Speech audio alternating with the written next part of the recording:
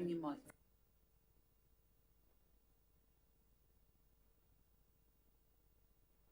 It's like University Challenge. Yeah, so you're on there, look, up there. Oh, I see.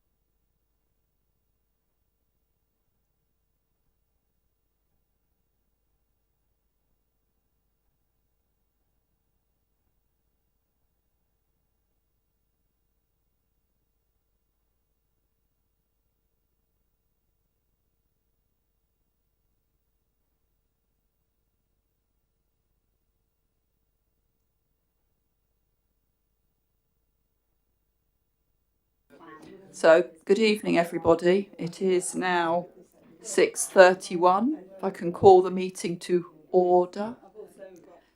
The chattering bods. Thank you. So, without any more ado, let me read out the fire evacuation sheet. So, there are no fire alarms scheduled for this evening. And so, if the fire alarm does sound, please evacuate the building immediately. The public exit is located at the rear of this room. Exit through reception unless otherwise instructed and meet in the War Memorial Park. This meeting is being webcast live on the internet and will be available to view on YouTube after the meeting.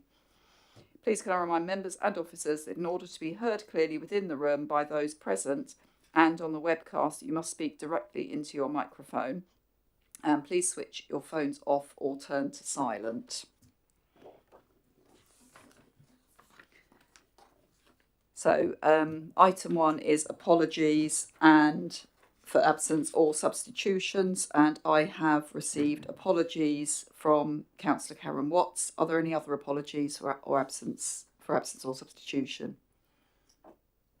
Okay. Are there any declarations of interest? Right, so now move on to item 3, which is the minutes. So are the committee agreed that the minutes of the meeting held on the 14th of January 2026 are an accurate record? Agreed. Lovely, thank you. I will now sign them.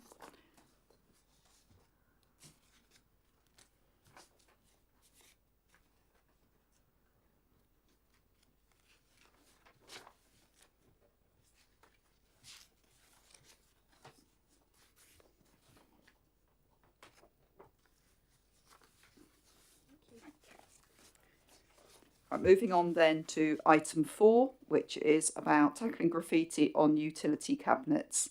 Councillor Laura James will introduce the item as the cabinet member, and Tom will provide some background, and then we'll see if there's any questions and do comments after that. Thank you. So over to Laura. Thank you, Chair. I'd just like to say a really big thank you to Councillor Hart for bringing this forward onto the work programme, and also for the meetings that we've had to discuss it, and it's been really useful, and I think it's been useful for us and to look at really as a piece of work. So, and how that fits into the bigger picture and what we're doing, the improvements we're trying to make. I'm not going to talk about it. I think I'll leave that for Tom. But just to say that welcome the recommendations, and I'm here to listen to what you have to say, and I'll come in at some stage along the way. Good evening, councillors. Obviously, I'm pleased to give you an introduction to the report. And again, echo what Councillor James has said in terms of thanking Councillor Hart for bringing this forward, this topic forward. As you know, obviously, we monitor environmental cleanliness standards across the borough using the National Indicator method. And you'll see in the report in Appendix 3 that actually the level of graffiti across the borough is relatively low. However, of course, where graffiti does happen on utility cabinets, it can impact on the character of the area and gives that sort of sense of neglect and affects neighbourhood pride. Most of the cabinets obviously are owned by external organisations, primarily telecommunications and electricity companies, and obviously the council has no direct control over their maintenance. The report highlights several community art projects that have been used successfully in locations where graffiti has been a persistent problem, and this has had a significant impact on the visual amenity of an area. So in Appendix 2, there's lots of examples of some of those projects that have been completed in and around the town, which have really made a significant difference to those areas. At present, see when residents or councillors report graffiti on a utility cabinet, they're directed to contact the relevant company. However, we know that identifying the correct owner is not straightforward, and we think as part of doing this work, we've been looking at other local authorities, and we absolutely feel that there are opportunities to improve the information on our website so that we can make it a lot clearer to residents about how they can report them and to who. For example, some websites include photographs showing what a typical utility cabinet looks like for BT Openreach or SSE. So again, we think we can improve that information to our residents and to councillors. The report also proposes strengthening our engagement with utility providers to ensure that we've got the right contact details for them that we're giving out to the public, so we understand what their response times are, and to also encourage them to use preventative measures such as the sort of anti-graffiti coatings, and in certain circumstances the community-led artwork sort of projects that have been very effective in certain areas to reduce problems where it's a repeated problem. The report also again touches on statutory powers. Enforcement against those that are actually doing this is obviously very tricky because you've got to try and identify who it is. For that reason, it's very difficult to enforce against individuals. So we're proposing that we take a more proactive partnership-led approach by engaging with those utility companies directly and hopefully thereby improve the appearance of our communities. Happy to take any questions. Thank you, Tom. So, questions? Aaron? Yes, thank you very much for this report. And yeah, when I look at this report, the focus is more on towards the utility companies and their cupboards. But I myself witnessed several things, and I have brought a picture as well if you really want it. And this is the council premises, especially not that far from place where we are here. That is the BMX track that we built it, and that has been full of the graffitis. So what kind of measures that we are doing to stop these kind of things happening to our property, which is our council-owned property?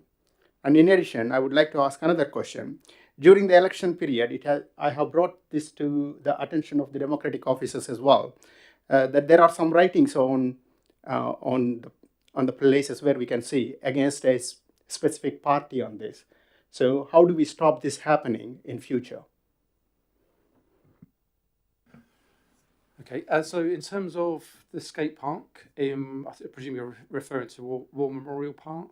Yeah. Yeah, okay. So we will remove graffiti where it's offensive. We have obviously recognised that in some cases that young people will want to apply graffiti to those sorts of facilities, as long as it's not causing a sort of significant visual issue. we'll have to take a proportionate response to how we address it. I'm not saying we would completely remove it from the skateboard ramps. It just depends on how visible and how noticeable it is. But I'm very happy to receive those photographs. If you want to send them to me, Aaron, I'm very happy to come back to you directly. Obviously, if you've got graffiti on other buildings where you think they're, it's against particular parties or something like that, then again, if you report it to us, we can look into it, and if it's our property, we will obviously respond to it. Yeah. Yes, if a graffiti which is being allowed or acceptable visually, why can't we turn these ones into another community-led art project? Then artists will come forward and keep that place like some other utility boxes where we encouraged it.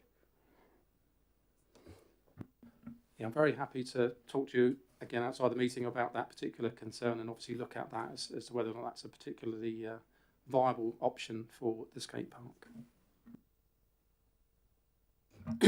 I think you've also got just that as an example. I haven't seen it. I will go and have a look at it. But this space belongs to those young people, and I think we need to see whether it's okay to leave that there for them, as if it's not offensive and it's their space. We have looked at in other areas, and we have done work with young people on areas, and they've done the work. I think in the Winkleberry subway, the young people did the artwork there and owned that piece of work, and obviously that stopped the graffiti there. So I think it really depends on, but we will look at that for you. In relation to the issue that you raise about offensive comments by other parties, if it's a political party, obviously it shouldn't be there. If it's individuals that support a political stance, it really depends whether we own. If it's signs that we don't own, you need to report it to county. If it's a county council owned sign, so I don't know if they are our signs or our property that people are graffitiing, but if they are, you need to report those. There is a graffiti hotline, so please use that system to report any graffiti that you see. But tonight's meeting is about, we can talk about other graffiti, but tonight is about cabinet boxes. But please, there are systems to report graffiti, and it's really important that you do use those to report. Sean. Thank you, Chair. I was just having a quick look at the graph. I know obviously the surveys were done at different times of the year across the different wards. So how sort of confident are we that that the sort of the ward level variations in numbers of reported cases, that's the word, are sort of are trends within the wards, or are they just sort of seasonal? Do you see what I mean? Yep. So we've been sort of running the survey since about August 2023. So as we continue, we'll have year on year data, and we'll be able to sort of look at trends over a longer period. So I think you're right to say initially we're seeing some particular areas that stand out a little bit more than others. I think graffiti generally is really, really low, as you can see from these figures. But we'll be able to sort of look at trends over a longer period of time. Where we get issues or hotspots, obviously that then can sort of lead us to focus more on those areas. But this is looking very much at graffiti across that entire area. So it's looking at graffiti in industrial areas, commercial areas, not just focusing on graffiti cabinets. I think it's just worth stressing that these surveys looking at different types of land use as well. I've got a question myself actually, because I'm looking obviously at Popley. Now we've got several utility cabinets that have been graffitied, and that's been on there for quite a long time. So I would question if that 0 figure there is accurate. and also that then makes me wonder, how is this data gathered? Has it been operatives going out and counting, or is it based on residents raising it? Because I think there may be a lack of people reporting things in. I'm very happy to circulate a bit more detail about this. So this is following a national indicator way of methodology for how you carry out surveys. So it looks at a certain number of areas within each ward, and it's trying to look at different types of land uses within that. It's not a complete survey of the entire ward and saying there is no graffiti in that area at all. It's saying of the areas that we've inspected that's consistent with the methodology that was used in the national indicator, there was obviously none noted in those particular areas. It's not to say that there is none in the entire ward, but I can circulate some further information about how we do those surveys. Stacey. Thank you, Chair. Thank you for doing this work. It was born of a lot of bugbears of contacting the utility companies. So even if we can't get everything that I would, or change it entirely in the way that I would like to see it changed, I really appreciate you're going through it. And I think it is an important thing, although not necessarily at the top of our list of, stuff that matters to health and well-being. It's often at the top of things that matters to residents when I knock on their doors. I was going to ask the exact same thing about the seasonal thing, actually, because I think, you will get some, summer nights is, you're going to get a lot more bored people out and about with spray cans than winter ones, possibly.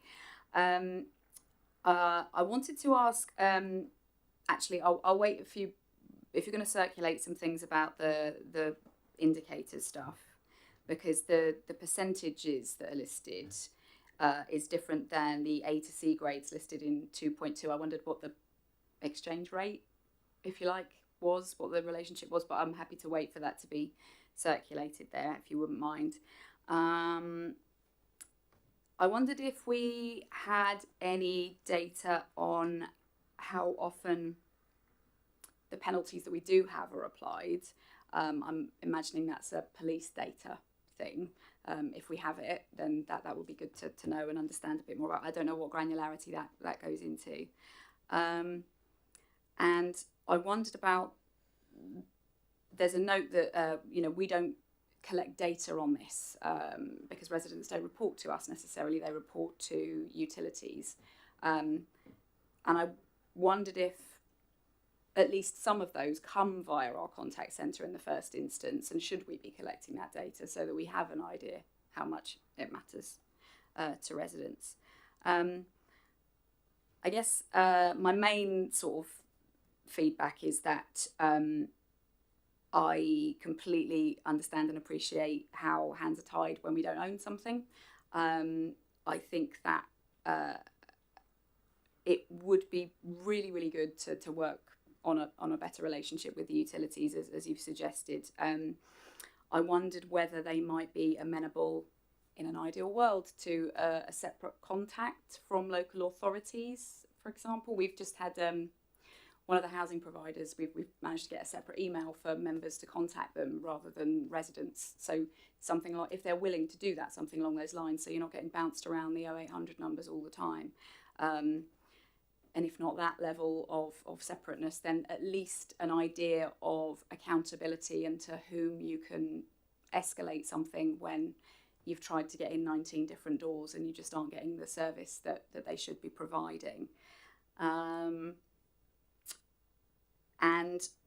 because this is something that you're going to be developing with them, it would be good if this, as it develops, it would be good, I think, if we could give feedback as it develops and have it be an ongoing conversation about, could we do this, rather than like a one and, oh, that's how we do it now, done kind of a thing.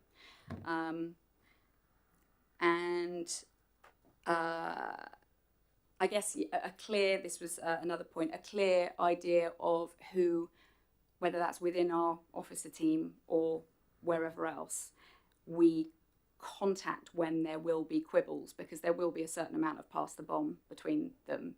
I've experienced it a number of times already. So where do we go to find out a definitive answer, and what would be the contingency?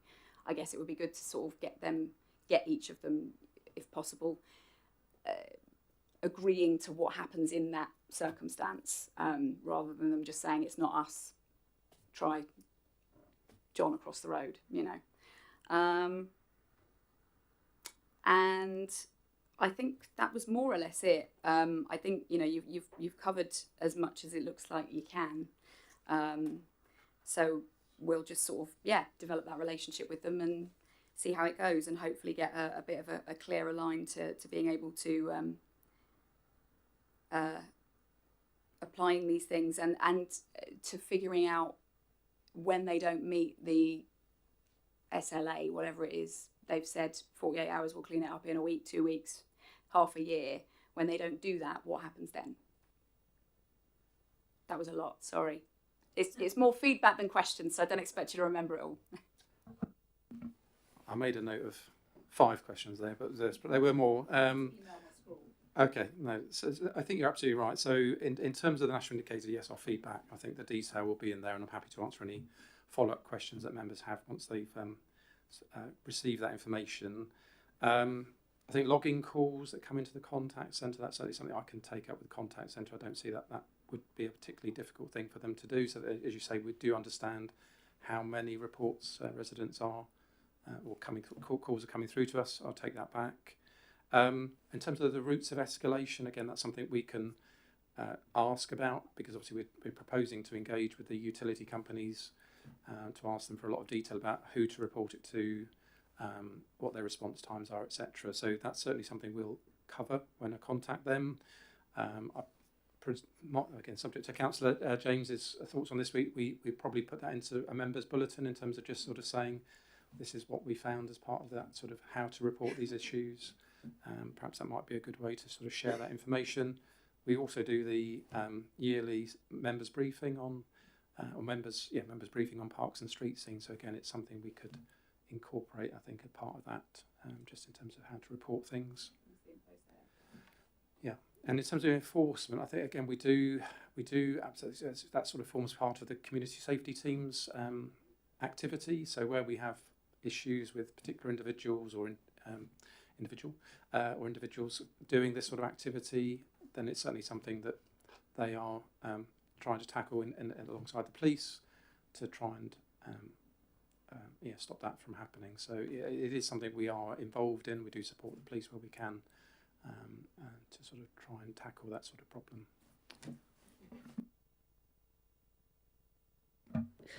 Just a couple of the points. In relation to the CSPOs, it's amazing the knowledge they have about graffiti, and they can identify the tags. There's very few in relation to the artists that they won't know who they are.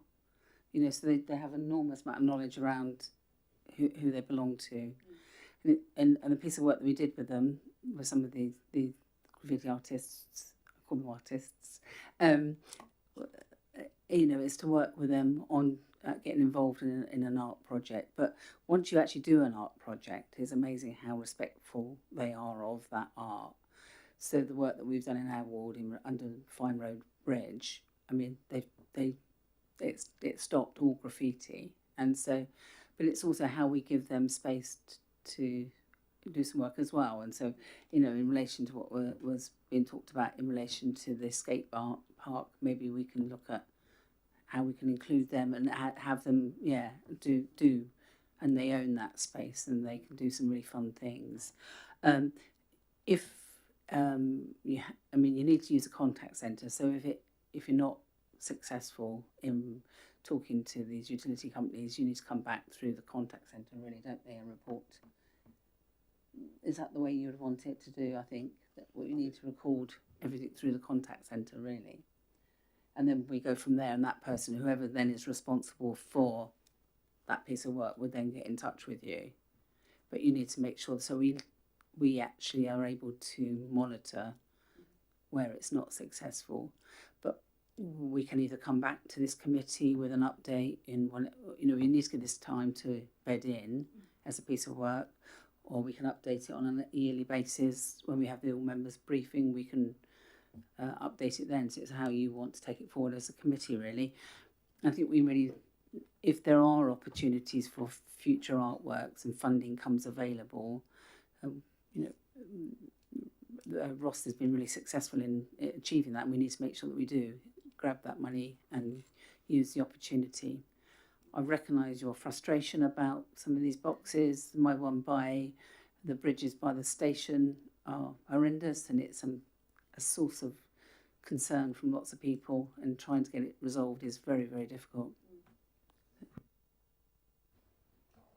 Thank you. Yeah, I love the idea of a dedicated graffiti space for young people. I think that is brilliant. I have escalated some things to the contact centre where there were boxes I simply couldn't identify after a lot of trying. And I understand that you'll need time to sort of bed in where it goes from here. So I don't expect it to, happen overnight by any means. It will just be a matter of perhaps letting them know that in that instance, this is us saying, we can't identify this one, so can you help us with who it is, rather than I have a piece of graffiti and here's what you get back then is the BioBlitz link, which is what I've had before, because it would only be in instances of where there simply isn't any help at all from the utility companies. There was something else I was going to say. No, yeah, I think I will look forward to hearing about the art money. I shall certainly be fastest finger first on that one, and I think that I don't necessarily think it needs like an update or a dedicated briefing necessary. I think just when the info is there, an email, I think that is fine from my point of view. But thank you. Thank you. I know we are talking about utility cabinets, but it's just because I was going to ask about the art project, so I'll be fast behind or in front of you there, Stacey. There's going to be a queue. But one thing actually, because this is just pertinent, I know, Laura, you've got some within your area as well with garage doors, where we have blocks of garage doors, and obviously they're not all owned by the housing association. Sometimes they are owned privately. And they have these lovely new white ones, and I've just had a couple up in Jersey Coast, for example. So I just wondered, what can we do about those situations? Because some of them, when they get done, if people are just using their garages and they're not doing a lot of them using storage, they might not even be aware for months, and it's sitting there. So is it another private property? So I don't necessarily, we're obviously not here to talk about that specifically, but I think while we're on the topic, I think it would be helpful to give some members some hints as to what possible, because obviously we have things like untidy site notices and things like that. Is there anything around that we can do to try and help get these problems resolved, and whether it's through the CSPOs or whatever? Because obviously it's not the people are victims in this when it happens to them, but obviously how we can go about it. Yes, I think CSPOs are definitely one route, because most members have quite good links to their CSPOs for their areas, and obviously they're very approachable and very keen to sort of help where they can to sort of identify. I mean, where it's reported to us, we will try to establish who is private property. We're obviously going to do a land registry search, and we will try to contact the relevant landowner to make them aware of the issue and request that they clean it off. But sometimes their response may not be what we want.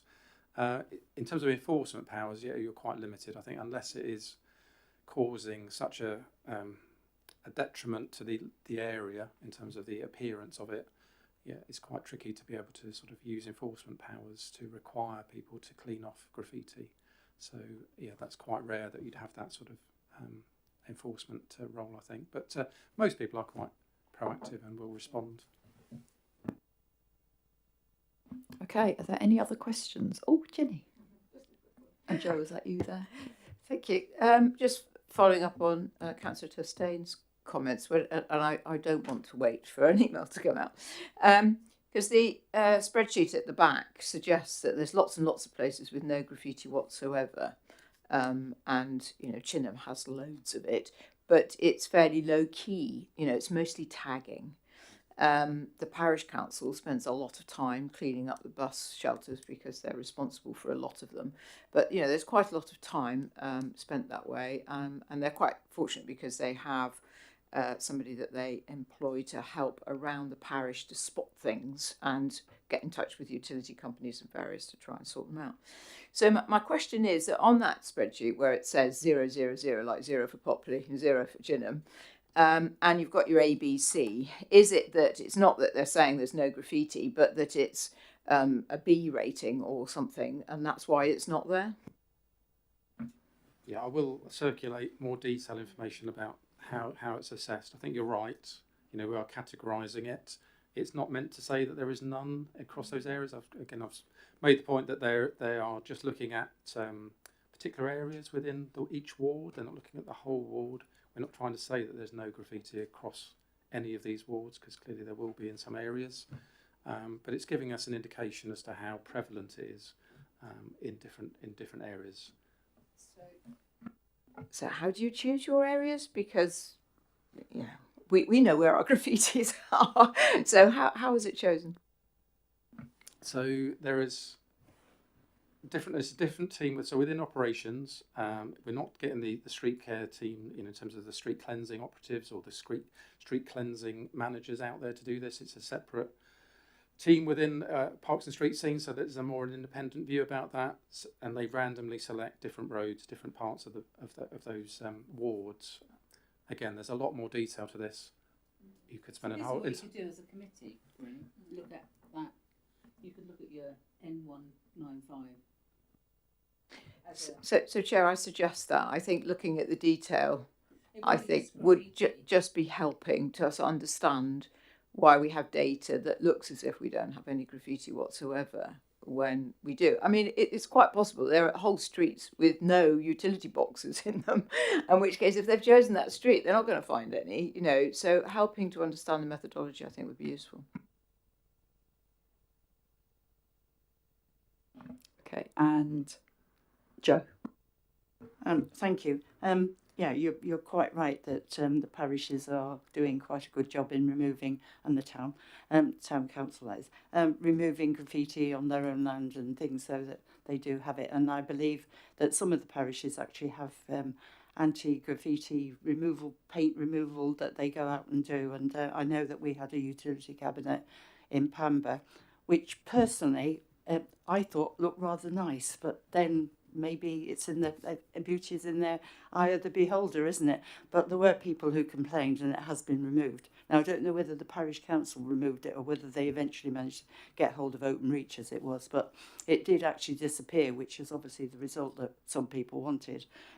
So I think the idea of encouraging young people who are already making particular areas graffiti proof, it happens a lot, especially at skateboard parks and things like that.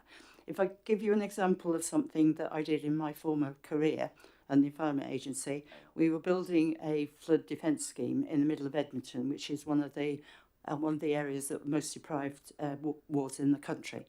And we were putting a big wooden fence all the way around the ground. And everybody said, well, it's just going to get covered in graffiti because all the kids were around. So we went next door. There happened to be a place that was where young people who aren't in education, NEET people, most of you know what NEET is. So we went along to speak to them and encouraged them to do an art project with us. We provided the paint and obviously the supervision, because we just had to know what they were going to do. And they came along and painted it, and they made a brilliant effort. And that lasted for 4 years. It was on wooden hoardings while it was there, and not a single young person came and spoilt it, which is one of the fears that some of the young people had. So people do look after it because they see it as local. So if you have got particular issues in particular areas, especially in play areas or when young people congregate, thinking about helping them to produce something that they would look after themselves, I think is a really, really good idea. And we've just encouraged our youth council that we've got in Tadley and to think about whether they'd like to do a mural, not necessarily on anywhere that is already suffering from graffiti, but somewhere where it might be just a nice present to go and visit. And they've been really enthusiastic about doing that. So obviously I think we're going to be working with some of the borough council officers to see if we can get some help to do that. So young people are interested in doing artwork together. It does stop other people doing graffiti, and maybe some of those future artists, after all, we might have a Banksy, mightn't we? Any more questions? Any comments? Further comments? Okay, right. So I'll go through so what we've talked about, and I'd say generally I think this is welcome. I think it's a good topic to talk about. It's not a very detailed thing, but it's still very important because graffiti does have a huge impact on an area. If you like me and believe in sort of zero tolerance policies. So moving on from that, the recommendations to us as committee are to note the legislative powers and enforcement options available to the council in relation to graffiti on utility boxes as set out in the report, and to endorse the proposed approach to strengthen engagement with utility companies to secure more timely removal or treatment of graffiti on their assets, including the use of preventative measures where appropriate, and to support improvements to the information provided on the council's website to help residents report graffiti on utility cabinets to the appropriate asset owner more easily and effectively. And I think the other recommendations we've talked about, I think Tom suggested that he will circulate information out about the purpose, the process of the surveys, and also there was a sort of a general suggestion as to whether the committee would like to consider looking at that in a bit more depth at another time. So I think that probably sums up everything. Jenny? I may have misheard you, but it was the process, not the purpose. I did say process. Yes, yeah. Unless I said the wrong word, it wouldn't surprise me.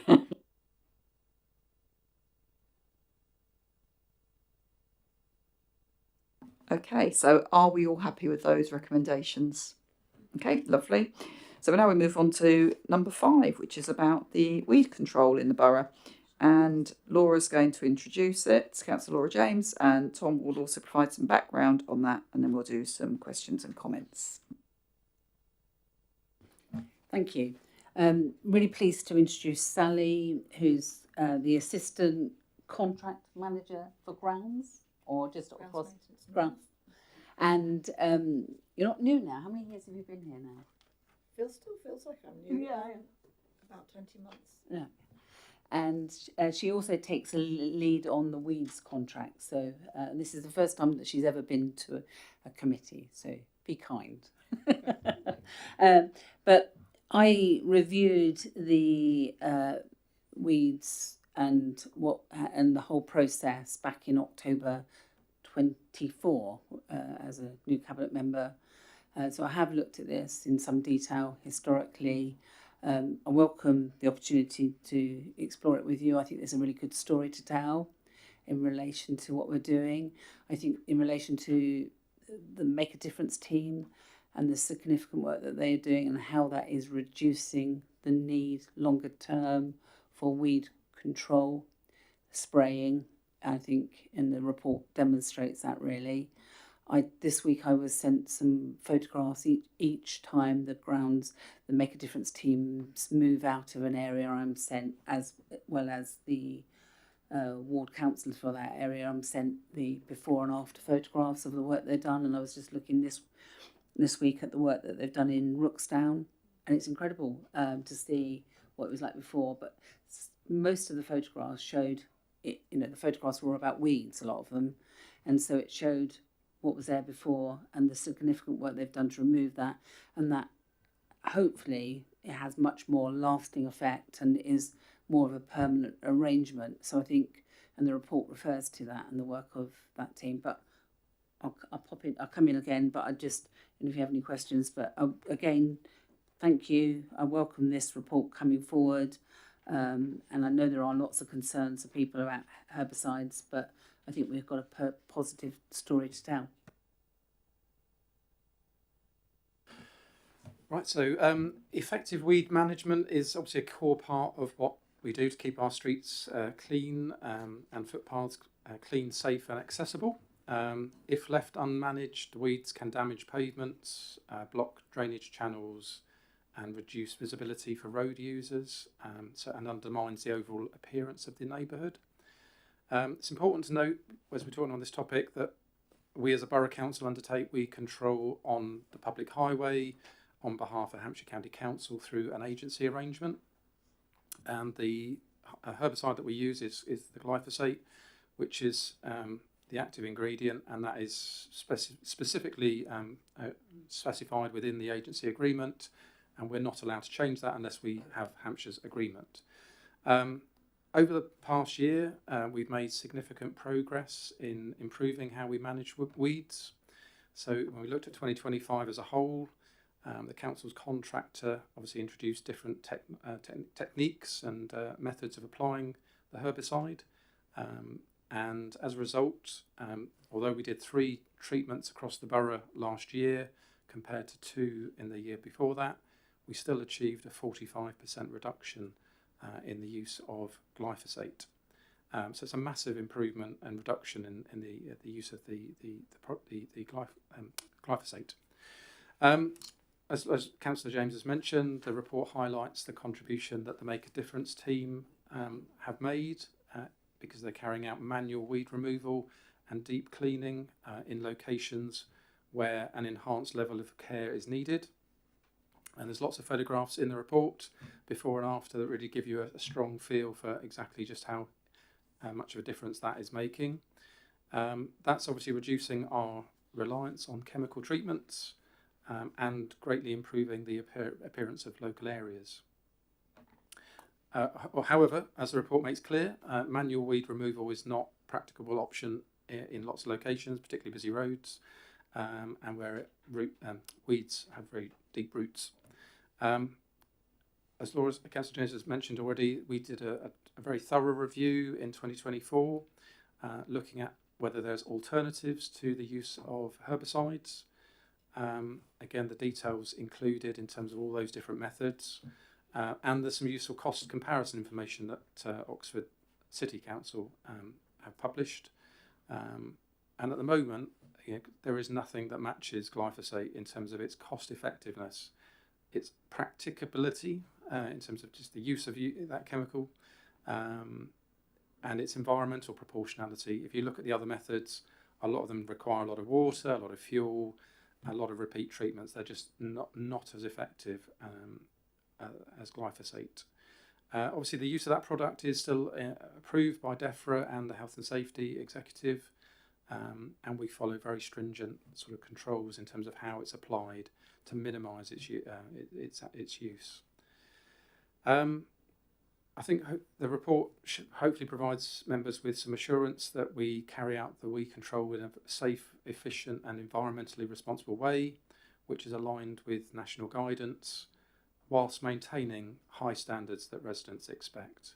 We'll obviously continue to monitor alternatives to glyphosate and remain open to changing when there's a viable alternative. Happy to take any questions. Can I also when we came into administration, the weeds were really out of control. I mean, it was really an issue. But we had a failing contractor at the time, which made things really a lot worse. We've got a new contractor now. We've obviously Sally's taken the lead on this piece of work. We've increased the number of sprays that we do, but the reality is the more we get on top of this, the less spraying we'll have to do, or the less amount of spraying, as the report says, we'll have to do. And then also the Make a Difference team will reduce the areas that we need to do as well. But, from my own ward, and I think from other people's wards, it isn't the issue it was. It was just so appalling out there at one time, but that isn't the issue. And it does upset the community, the weeds on the estates and the areas, and it really has improved significantly, and there's some great work gone on, and big thank you to Sally and her team for this and what she's doing. So thank you. And I was going to say this was obviously a point. This report is one I asked for, and so thank you very much for the work that's gone into this and bringing this so we can talk about this in a public forum, because I think it is really important. And I echo Laura's words. I remember when I first came into doing this role, and I used to get a lot of complaints about weeds and things. You see the roads starting to flood because of the drain problems that we had, and it's definitely better. And the Make a Difference team have done some amazing work, and people have really liked it. And it just makes so much difference. Again, I refer to the whole zero tolerance approach, which I think you've just got to attack these things and make the place look better and people feel better cared for. And apart from the fact, if it's in my ward, there's a lot of elderly people, and having weeds growing out of paths, you know, it's dangerous and people do have falls and things from it. So, yeah, it's very good. So, Sean's got a question, I believe. Well, thank you, Chair. I was just a comment. I spent a couple of hours with Paul from the Make a Difference team in Buckskin, and we went around and logged a couple of areas, well, quite a few areas that need a bit of TFC, and so I'm looking forward to the results. I think they're going to be next month or the end of this month in Buckskin, so that would be great. But I just wanted to ask, what's the what's it called? Glyphosate? Wait, is it animal safe?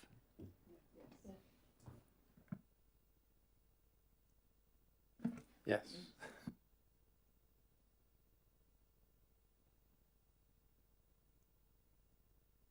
It's not a neonicotinoid. That's the one that's harmful for bees. It's not. It's a salt-based product, isn't it?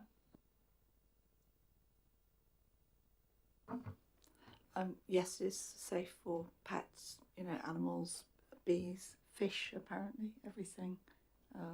So, you know, small children, so it is okay. I think Sheena's next.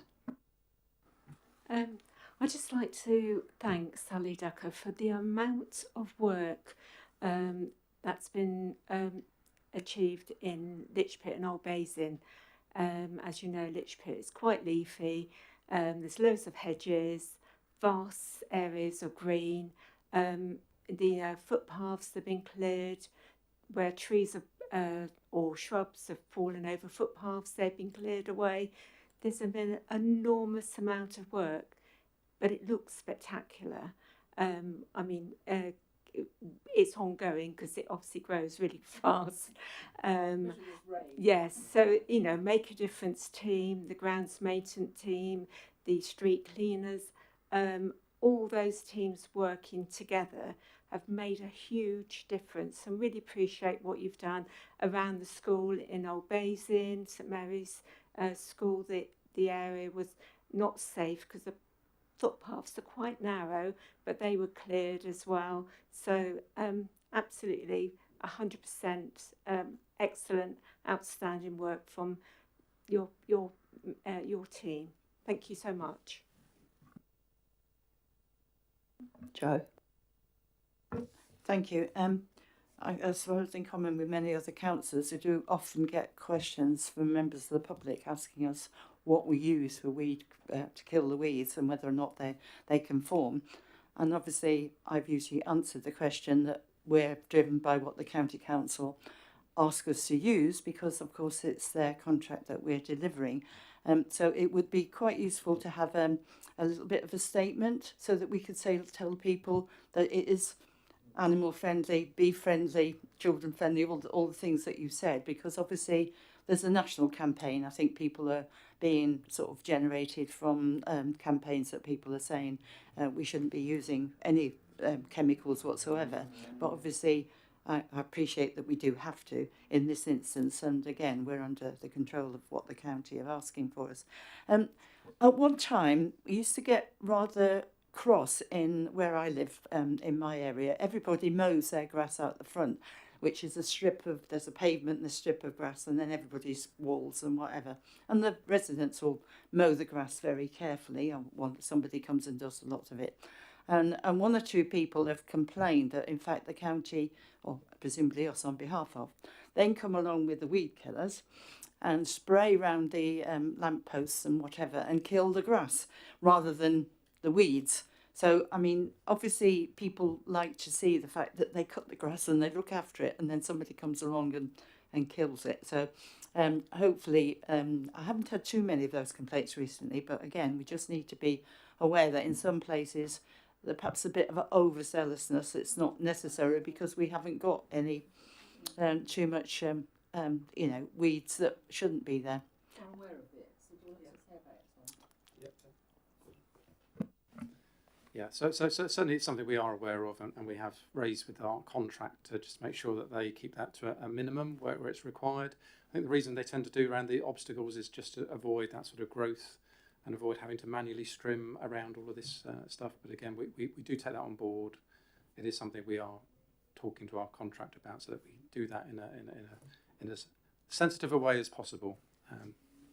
If I can come back, there's one particular, outside my house I have a street light. I had some beautiful dog violets, and I knew they were going to be coming round and spraying round it, so I dug up one or two of them. I left some of them, I didn't take them on. I planted them in my wall alongside. I've now got a whole wall of dog violets, and the ones by the lamppost have disappeared. So obviously they're not just killing weeds. I think the dog violets are beautiful. Not this time of year, they're actually flowering. So I know they're not killing them now, but when they do the work in the summer, obviously it does kill everything, including things that we might like to not be killed, if you like. All weeds aren't horrible. It is something we are going to review as part of our programme activity, just to make sure that what we're doing is proportionate to what's needed. So yeah, do rest assured it's definitely on our radar. Yeah, I think it's important, isn't it? It's we're talking about making sure signs are visible, we're making sure paths are safe, and that's really, and obviously a general level of cleanliness and tidiness. And I think keeping the weeds off paths is one thing, because there's obviously other issues. And I think there is obviously issues about possible runoff, you know, and I know you said that it's supposed to be safe for fish, you know, but obviously it can upset the balance of the environment a little bit. But I'm really pleased to see the thing that came out to me on this, because why I raised it was I was really concerned about the fact we were doing 3 sprays, but then to discover that we're actually using a lot less of the chemical to start with, to me actually was quite reassuring. It'd be great if we got it down to 2 sprays a year at this reduced rate as well, and see that number drop further, because obviously I do appreciate that the other solutions aren't there, and I know obviously humans are animals as well that need to be looked after and kept safe, so we've got to do that as well. So David, I think you had a question. 3 questions actually, thank you. This week I had a walk around in Kingsclear with Paul Willis, and we identified a few areas for the Make a Difference team who are going to come out next month as well to the village. We found a few areas around the Fieldgate Centre and a play area, and a few areas, but I'm wondering, do they consult with parish councils when they work out where to go? Because that didn't seem to happen. So I think it would be useful if there was some consultation with parish councils, because they're really going to know what's going on locally in the villages. Secondly, there's no mention of rivers or streams in the report. Is that something that is covered by the team? Because again, Paul didn't seem too sure about that, because there was an area in the Malthouse open space which in the summer does get very bad for weeds, both around the water and in the water in the stream. So is that something that you would cover? And it's good to hear that the chemical is safe in water. Thirdly, there's a crossroads for the A339 in Kingsclear, where that's surrounded by grass verges. But last year there was a period for a few weeks where the weeds were so high it was actually dangerous, because you couldn't see oncoming traffic as you were coming onto the A339, even though it was reported. It was there for quite a while. Is there a way to urgently take on cases like that when they're reported, so that road safety is maintained?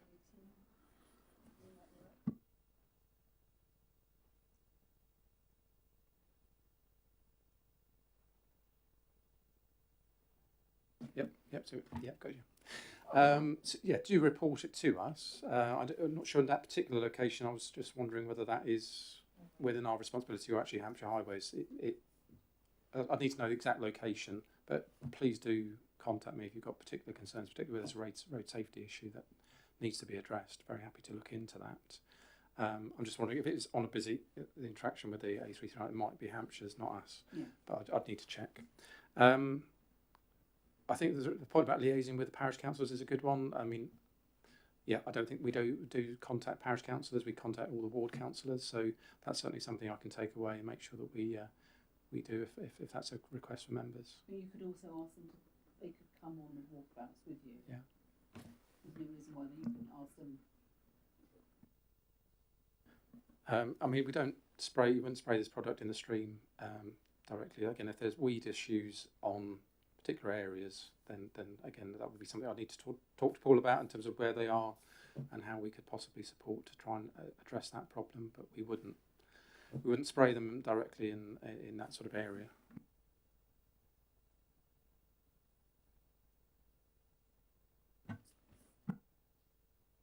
Any other questions or comments? Stacey.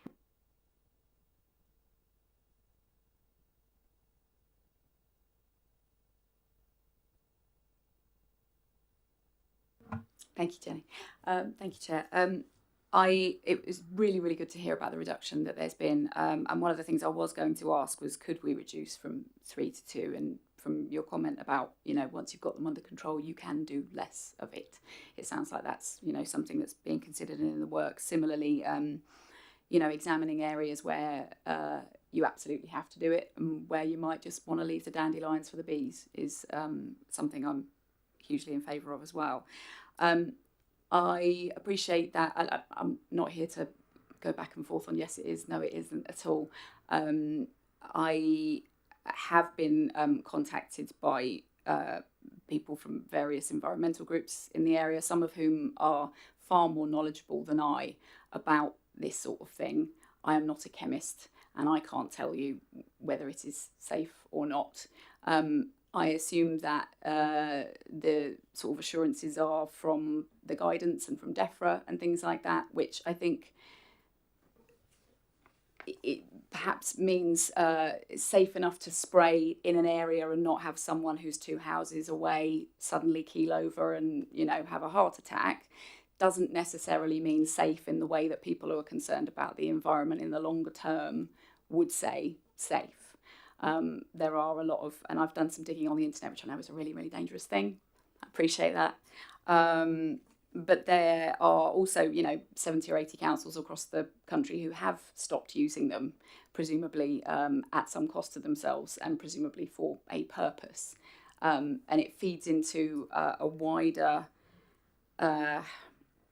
environmental issue. All environmental and biodiversity and climate crisis issues are kind of knotty and interlinked, whether it's about the fossil fuels used in the production of them, which as I understand it is an awful lot, or whether it's the fact that, and I don't want to go too deep into the weeds here, but on a global level we are kind of proceeding towards a standard diet and a standard method of farming that uses these things, which means you're at risk of a complex system becoming much less complex. There's less safeguarding in it, and you are at risk of one single disease being able to wipe out all the crops because they're all the same, if you see what I mean.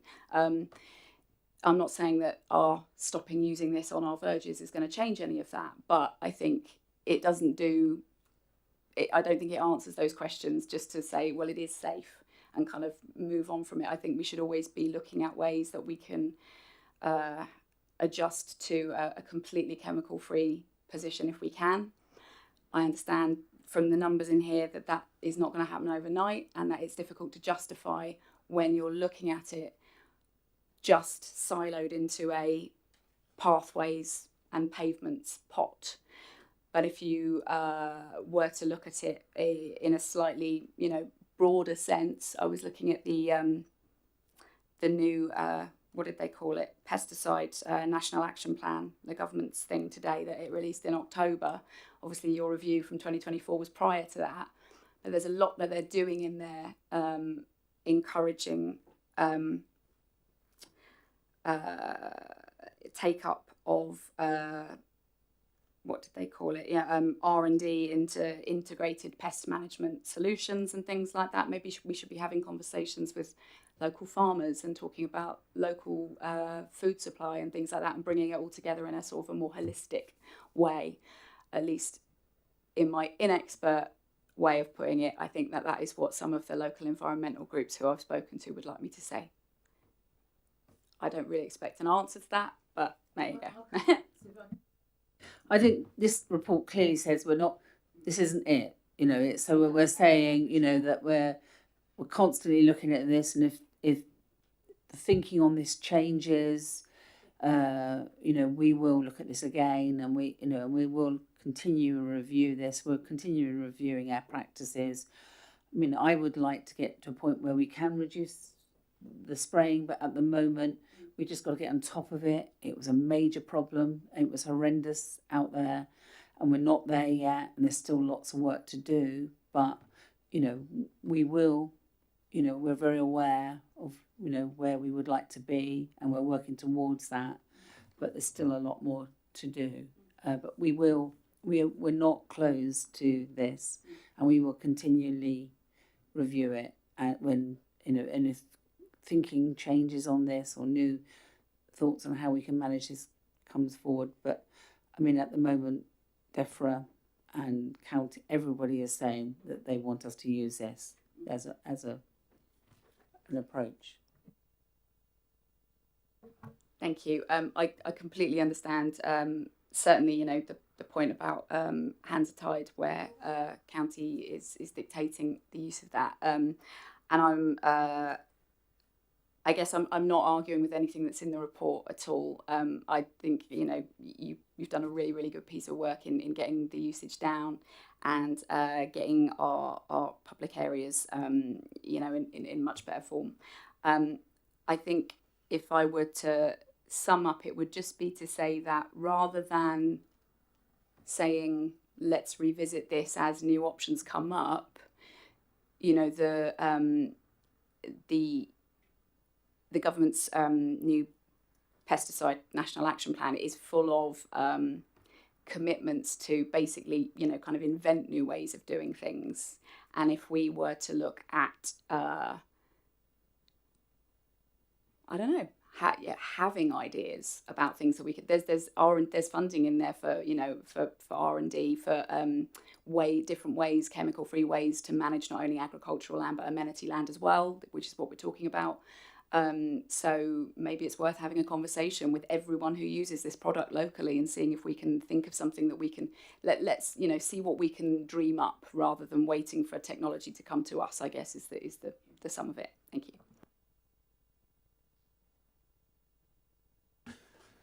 Obviously, there's a lot of investment that's gone in terms of the Make a Difference team, which is that manual work to reduce the amount of weeds that have grown up in our estates. I think that has had a huge impact in terms of reducing our usage of the chemical. So absolutely, I think that is our focus, to try and achieve that reduction moving forwards. And as you say, very open to looking at other alternatives. Obviously, a lot of local authorities have explored other alternatives. Some have tried to transition to herbicide-free techniques and then have had to row back.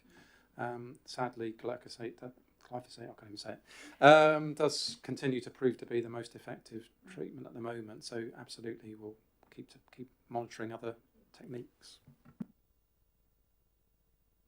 Any other questions or comments? Okay, I think based on that, looks like we've come to the close on that one. So, oh, sorry, Sheena. It's okay. It's not in this report, but it's alongside this is wildflowers and what they can do, you know, for different areas to support, you know, butterflies and insects and things like that. I know we're spraying areas like the footpaths and all that, but other areas which are more open areas, or it could be a smaller area, that we could have more wildflower areas in Basingstoke to offset some of this that we're doing for on the footpaths as well.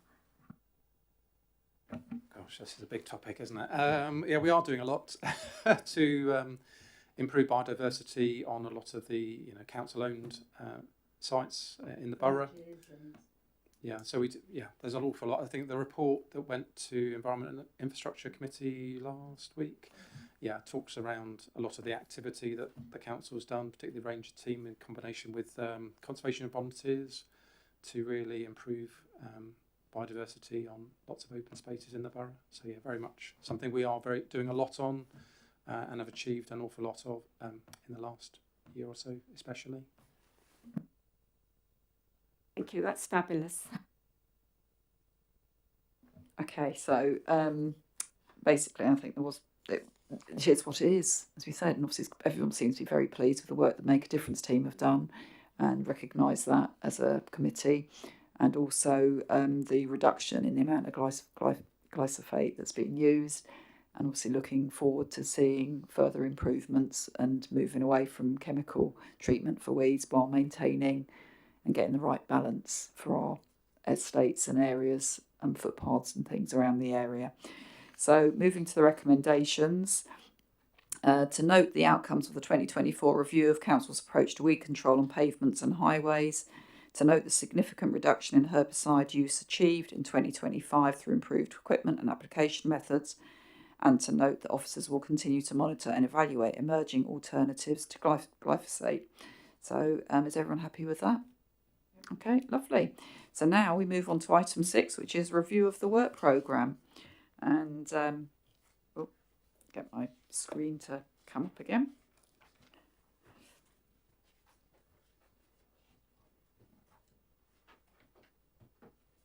So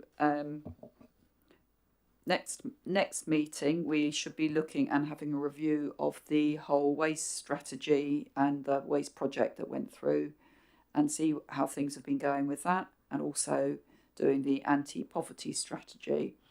And obviously we've got Ellie, you can probably remind me of a couple of things. We've got there is some housing related stuff that we're kind of trying to get things in to make sure there's stuff that goes through for next year's agenda, so we don't get caught out post elections and things. I've also talked to Fiona, and I'll carry on talking to Fiona about on these around regulatory stuff we were talking about, and looking at sort of how things perform, but where it obviously isn't covered in other areas and other things. So if there's anything else, again, as always, we now have the long list of all the areas covered by the committee here, attached on pages 43 on. So if there's a specific area you'd like us to scrutinise on the performance and work that's done and discuss a topic, please do fill in a work programme form. If you can't find it, Ellie will point you in the right direction. Has there anybody got anything else they want to raise on the work programme before we close? Lovely jubbly, as they say. Okay, thank you everybody. It's now 19:36 and I believe we have now finished for tonight. Yay!